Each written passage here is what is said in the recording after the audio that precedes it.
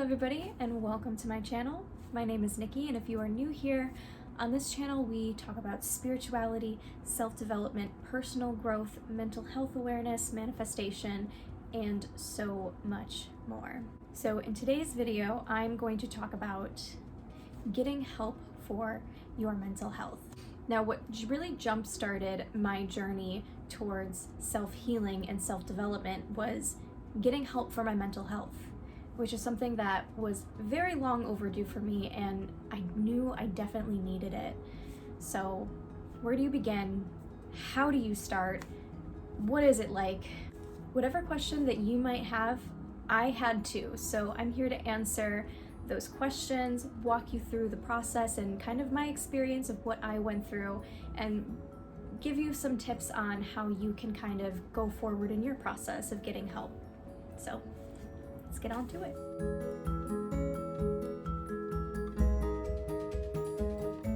For me, and I'm pretty sure for many people out there, asking for help for your mental health is very, very challenging, and it's something that I struggled with for a really, really long time. I played with the idea for many years until I finally got up and was like, I'm doing this. I'm actually gonna put the effort towards doing this. I'm gonna kind of walk you through my experiences with my journey towards getting better. I was diagnosed with major depressive disorder and anxiety disorder right around high school time. I think I was like 16 or 15, not exactly sure of the age, but at that time I was still under my parents' care. I was still a dependent, so of course my parents had put me through all of the treatments that I needed to do. I was doing inpatient and outpatient therapy. I did inpatient twice, and then I did a few months of outpatient therapy. During that time I was still in high school, so I did miss a lot of my schooling. I was in and out of doctor's appointments, trying many different medications and going through all the tests, just trying to find what worked for me. But at that time, I still didn't really understand what exactly it was that I was going through. I didn't understand what depression was. I didn't understand anxiety. I do remember I had a teacher who came up to me because we did an assessment with the principal, my parents, and a couple of my teachers, just to kind of see how I was doing in school, because I was struggling in school a bit. And my teacher pulled me aside and was like, I didn't realize that you had anxiety. Like, I have anxiety too. I'm so sorry you have to go through this. And I was like, what? I remember being so confused by her coming up to me. I was like, what? Like, I didn't think anxiety was that big of a deal. And that's a major thing, is that I didn't think what I was going through was that big of a deal, because nobody really treated it as if it were something that needed to be treated as a big deal. So during that experience with my treatment, it felt as though that everything was kind of being pushed under the rug. So I didn't take my treatment seriously at that point. Fast forward into my early 20s, I am living on my own. I am a legal adult at that point, and I was still really, really struggling with my mental health, and I was still, pushing it under the rug, pretending like it wasn't that big of a deal. I was in so deep with depression and anxiety that at that point I just thought that that was the kind of person I was. I thought that I was lazy, I was stupid, I thought that I had no motivation, no self-esteem, my sense of self-worth was non-existent, and I thought that that was normal. It took me kind of a while and a few people to have a conversation with me to let me know that, hey, that actually is not normal. That's a health condition. You should really get that checked out. And it took a few of my friends to actually talk to me about it and convince me that, hey, this isn't okay. What you're experiencing right now is something that needs to be treated. So that was the first step, and that first step was just realizing and acknowledging that, okay, hey, maybe I need help. Maybe this is something that needs to be looked at. So I think around the time I was like 22, 23, I made the effort to make an appointment with a psychiatrist to potentially maybe get on medication. The problem was that psychiatrist was so booked up that they couldn't get me in for another 3 months. Somebody with my condition who really had trouble even acknowledging that I have a mental illness and I do need help, that just wasn't going to work for me. When it came time to the appointment, I didn't show up. I knew that it was happening. I acknowledged that I had an appointment.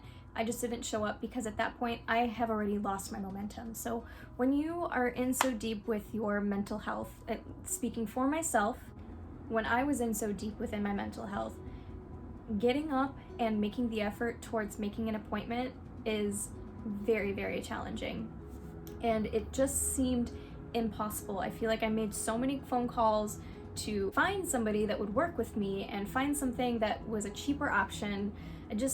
It was so much work and it just felt so messy to me, and it was very, very overwhelming, especially with somebody in my condition. You know, asking for help is scary and putting the effort towards it is challenging. That was the first attempt that I have made on my own. At this point, I'm an adult. I am not dependent on anybody. At that point, I am responsible for my decisions. I'm responsible for calling a doctor, making the appointments. As before, when I was getting treatment in high school, is that this was all being done by my parents. So getting help and reaching out to doctors, asking the question, I actually didn't even know what questions I needed to ask, but it was very overwhelming. It just felt like nobody was really willing to help me in the way that I needed. So when you're talking to a phone line operator and this is the first time you built up the courage to make the effort towards getting help, and they're rude, they're standoffish, they're very vague with their responses, they're not really answering your questions, that turned me off, and it didn't help my case, because at that point I just felt like it was pointless for me even to ask for the help, because nobody was really giving me the help that I needed to schedule something. So it was difficult because I felt that any time that I tried, it just kept getting pushed under the rug even further and further and further, to the point that I had so much under my rug that it couldn't even cover any of the bullshit anymore. So I did make the attempts, and after making those attempts and realizing just how challenging it is, I gave up. Now fast forward 2 years. So this is around the time that I am 24, about to turn 25, just about a year and a half ago. Almost 2 years actually. I don't know, my perception of time is just completely off, so I don't really know what was 2 years ago or what was a year ago. At that time, I was dating somebody and we were living together in a tiny studio apartment in Wyoming, and I don't want to say that they were completely unsupportive of me. I do think that they tried their best to support me as much as they can. They just didn't understand what I was going through and the severity of my illness, and they didn't really understand why it was so difficult for me to get help. He kind of pushed me in the direction towards getting help, but to the point that it was like, I don't know how long I can deal with this for. You need to get help because this is affecting me negatively. So that was like kind of a wake-up call, because at that point I was like, okay, I really care about this person, and if how I'm feeling is negatively affecting them, then there must be something that I can do. And I don't want to say that I necessarily did it for him. I did it more so for myself, because one, I didn't want to bring my partner down anymore, and also I just didn't like the person that I was being towards my partner. I didn't like the person that I was being towards myself. I just didn't like the life that I was leading, because I was completely unhappy and I wanted something more for myself. Thankfully, at that point, I did have somebody pushing me to really get the help. And as much as I tried to fight this truth, I am really thankful that I did have him there pushing me, because if he didn't push me, then I don't think I would have gotten the help that I needed. For me, what I really, really needed was that extra push to actually get me to make a phone call to see what my options are. And yeah, so that's exactly what I did. I was living in Wyoming at the time, and I was still on my parents' insurance, but they were insured only in the state of Illinois. So I had to work through a telehealth company. Basically what I did is that I called the insurance, I asked them what my options were, and they led me to the telehealth, and I had a conversation with the telehealth communicators, people, I don't really know what you call it. They walked me through my options, and it took a couple phone calls until they finally scheduled an appointment for me. It was for a doctor in Colorado, so we obviously did a Zoom appointment. Bam, bam, it was done. I had an appointment, and all I had to do was wait for the appointment. So now at this point, I'm going to walk you through the process of what I experienced when I did my first appointment with the psychiatrist. When you talk to a psychiatrist, they ask you all the questions. You must be completely honest and say everything that you were feeling. So that's basically what I did. I just it almost felt like a therapy session to me, because he really wanted to know what was going on, what was going through my head, how I was feeling. So I had to be a little exact on that, but I just unraveled everything, and it was very freeing to get that out of there, because at the end of it, he was really able to validate what I was feeling, what I was going through, any questions that I had and what I was thinking, and pinpoint what the problem was. It was a really refreshing conversation, and talking to a doctor who is knowledgeable, who went to school for this, it was so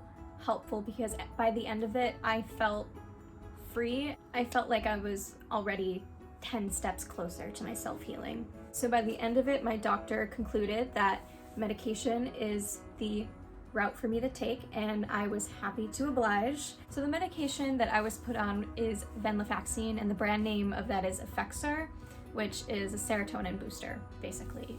He kind of concluded that I needed more serotonin in my system. So what my main fear was having to take multiple medications. It is common that sometimes the first, second, or third medications don't always work, and you just have to keep trying different ones. So that was a major concern of mine. I just didn't want to try different medications, because that's what I did when I was in high school, and I remember how it really affected me negatively. But thankfully, my doctor was very thorough and listened to everything that I said, and the first medication that was prescribed to me worked wonders. What happened when I started to take the medication? It is a common warning when you first get on medications that it's going to get worse before it gets better. So those first 2 weeks of me being on the medication, I was in hell, the worst my depression could have ever been. I was very, very suicidal. I was crying all the time, just very hysterical. I remember I went on a camping trip with my boyfriend at the time and my friend Elena. I do remember my friend Elena telling me that I wasn't myself, and I was apologizing the entire time, because I was like, I know it's the medication, I'm really, really sorry. That was one negative effect, was that the first couple weeks being on the medication, it was very, very rough. But knowing that, and knowing that it is the medication, it's not me, it's going to get worse before it gets better, really helped me through the worst moments of my first experience on the medication. So then fast forward a few weeks later, I started to notice a difference in myself, in my attitude, in the way that I move, in the way that I think about life, and it felt like the medication kind of cleared the cluttered pathway for me. I remember one morning just shooting myself out of bed and being like, why did I wait so long to get on medication? This was so helpful. That was a very freeing statement for me to claim, to just let it out and be like, you know what? I'm so glad that I did this. I knew the medication began working for me when I became more excited about life, and when I realized that I wasn't happy in my current position and I needed to make changes in my life. Like I said before, I was in a relationship living with this person in Wyoming in a very tiny studio apartment, and we were coming to the end of our relationship, and we were just kind of playing relationship chicken at that point. We were both fighting back and forth, but we didn't know what we were fighting about. It was more so of like, somebody's gotta end it, but it's not gonna be me, like, you gotta end it kind of thing. I really think that this medication did for me was that it helped me gain a clear perspective on what it is that I wanted. And I don't think I would have been able to have the tools that I needed in order to end my relationship. And what I mean by tools is that I mean the mentality. I wasn't afraid of change anymore. I wasn't holding back on anything, and I felt more like myself than ever before. Being on medication, it really gave me everything that I needed in order to create healthier habits for myself. It was kind of like that little nudge that I needed in order to keep moving forward on my path. It cleared the clutter on my path, and then it pushed me, and it was like, keep going. There you go. So after a couple of months on the medication, you obviously get in touch with your doctor again, just do checkups, see how you're doing. So in my personal experience, I didn't think that I needed to be on the medication for a very, very long time. I think that I kind of only needed it to help me create the habits that I needed in order to keep moving forward. And I was ready to get off the medication, I think around like the 6th or the 7th month mark. So now let's talk about getting off the medication, if that's something that is an eventual for you. You absolutely 100% have to wean off the medication. In my past, when I was getting treatment in high school, I just stopped the medication cold turkey. I didn't listen to the instructions, I just stopped it because I didn't like it. And that was not a good thing. What I experienced on venlafaxine, there were some incidences where I just kept forgetting to take my medication. I think like 2 or 3 days within not taking my medication, I experienced the drug withdrawals, and those were hell, let me tell you. I don't know if you guys know the term brain zaps, but I literally felt like my brain was like getting just zapped back and forth. It was painful, it hurt, it was emotionally distressing, and yeah. Do not forget to take your medication. Do not quit it cold turkey because you think that you're getting better. It was important for me to take my medication every day at the right time, to not miss it, and to just not quit it cold turkey, because I know that if I did quit altogether and not get weaned off, I do believe that I would have been brought back to where I started. So weaning off the medication is a very, very important matter, and that should always be discussed with your doctor. That is a very easy process. When you're ready to get off the medication, you talk to your doctor, they ask you questions, they ask you how you're feeling, you just be completely honest with how you're feeling. And sometimes your doctor will advise you not to get off the medication. They probably don't think that you're ready. Trust their opinion. Obviously, you know yourself better than anybody. When something feels like it's not working anymore, take note of it and talk to your doctor. And it's really, really important when you're in the process of getting help and you're on medication to really keep your doctor in the loop of everything. You really want to take it seriously. Okay, so then I'll let you know, like, how did I know that I was ready to get off the medication? I guess that answer is going to be different for everybody. Some people are going to need to take medication for their whole life. Some people only need it for a few months just to kind of get them jump started. I, fortunately enough, was one of those people that only needed the medication for a few months. So when it came time for me to wean off the medication, I talked to my doctor and we were ready to go. So the experience of slowly decreasing my dosages until I was completely off my medication wasn't bad. The warning was that you might experience some withdrawals. I experienced very, very minimal withdrawals. That is my experience of getting on medication and just getting the help that I needed. It was completely necessary, and I'm so glad that I did it. I'm not on medication now, and I do experience some depression spells. It comes and it goes, and I've kind of came to the conclusion that depression and anxiety is something that I'm going to need to manage my whole life, but at this point, because I got the help, it is now manageable. So really, what the medication did for me was it gave me the ladder that I needed to climb out of my depression hole. And if I ever find myself back in that depression hole, I know that I have a ladder there and I can climb out whenever I want to. So I'm very, very grateful for that. And like I said before, I did say to myself that why did I wait so long? I could have done this years ago. But you know, at the time when you have that kind of mindset, it's, you know, it's difficult and it's challenging and it is scary. And that is something that I can totally validate, that asking for help is not the easiest thing to do. But if you're watching this video now, you obviously had the question and wondering what would happen if you did get help. because I know I did. When I was first seeking answers, I actually was like looking for a YouTube video that was like this, of somebody talking about their experience of getting help and getting on medication. So I kind of like had an idea of what could potentially happen for me, and I just didn't see anything. So that's why I'm making this video today, is just to explain to everybody that the help is there. It is 100% possible, and it's really not as hard as you think. And if you don't feel supported right now, just know that, I mean, I support you. I'm a random person on the internet and you're watching my videos, but I support your decision. I support whatever you feel like you need to do that is best for you.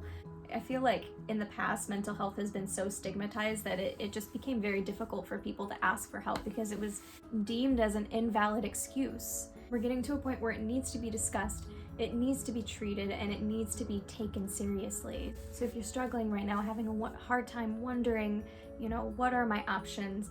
There are very many options for you, and I actually did some of my research to share those options, which I will be posting in the description box, and I will kind of explain them right now. I have to grab my notebook. So one option is the SAMHSA National Helpline.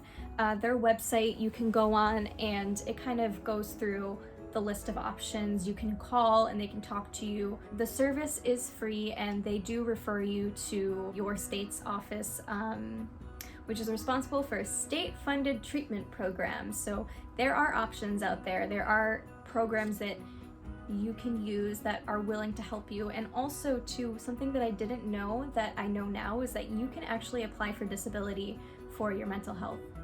And that's something that you can do through that national helpline. So that's something to look into if that is needed. Therapists. Therapy is so expensive. Like, whew. I did look online, and there are some things that you can actually do. You can call your local therapist's office and just discuss costs. It is okay to talk about the cost. Money should not be an embarrassing topic to talk about. Be honest about what it is that you can afford, and hopefully you'll find a therapist that is able to discuss your options, and maybe you'll be lucky enough to find a therapist that will work within your budget. If that's not the case, then keep trying. I think what's important to remember is to just remind yourself that you deserve help. You deserve the treatment that you need in order to get to a point where you feel okay enough to go about life. Don't be afraid to discuss your options. Don't be afraid to ask the questions, and be assertive, because mental health is important. Don't brush it under the rug anymore, because the time to get help is now. But usually therapists will provide you with answers to your questions, or will provide you with options. And if they don't, move on. And then another website is openpathcollective.org, which is a nonprofit nationwide network of mental health professionals. And it is a reduced rate. I believe they said that the rating was between $30 to $90 per session, which is actually pretty good. You can go on their website, talk to them via live chat. They do have a lot of information on their website too. And they have a list of all of their therapists too as well. So you can click on the therapist that you think that you would vibe with and schedule straight from there. Another option is lemonadehealth.com, and again, I'll be posting these links in the description box. Right now they're doing a discount, so it's $25 for the first month, and I think afterwards it's like $90 a month. I mean, it is kind of expensive, not really, just depending on your budget. This is just another option for you. This is more so to get you the medication that you need.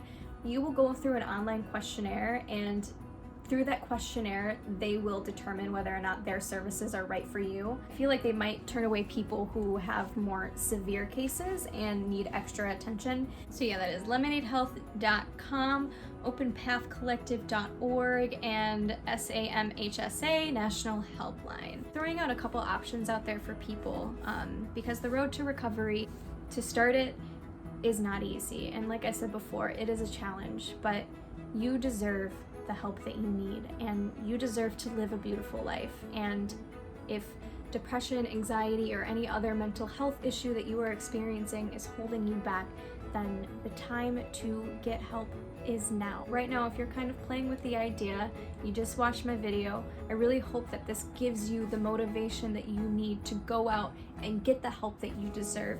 You are wonderful. You are deserving of a wonderful, amazing, beautiful life, and that life is reachable, and it's completely possible for you to experience it.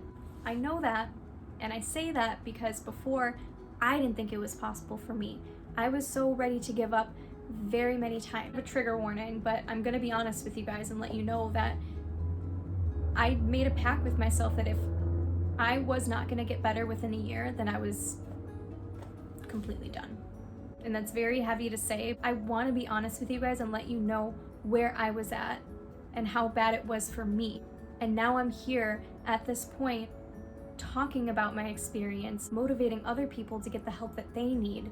And before, I didn't believe a life in which that I could feel very successful and happy and felt like I was thriving. I didn't think it was possible. So yeah, I really hope that this video gave you motivation and the insight that you needed in order to take the first step towards self-healing. It is a very beautiful journey to be on, and you are so deserving of the experience.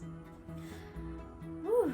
Thank you guys so much for joining me on today's video. I am so happy I'm doing this. Please like, subscribe, comment. Right now I don't have any other socials besides YouTube for you to keep up with me. Eventually that will change. I'm not ready to get back on social media quite yet other than YouTube. So thank you again for joining. I will see all of you next time.